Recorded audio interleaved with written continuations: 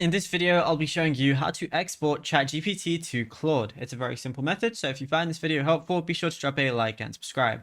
Now, exporting your workflow from ChatGPT to Claude involves migrating two core elements: your custom profile memory preferences to keep your writing style and stuff, and your historical chat logs.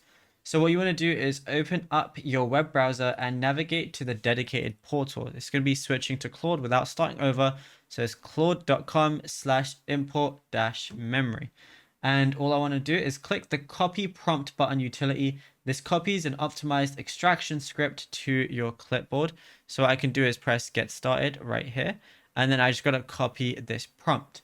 Now what I want to go ahead and do is go over and locate my chat GPT. So all I want to do is paste the exact script and press enter. So chat GPT is right here.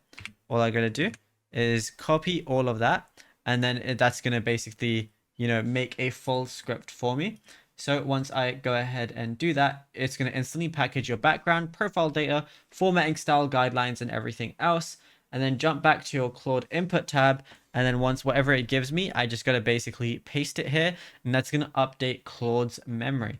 Now, what I also want to go ahead and do on ChatGPT is go over to the left and then go to settings, then click on data controls.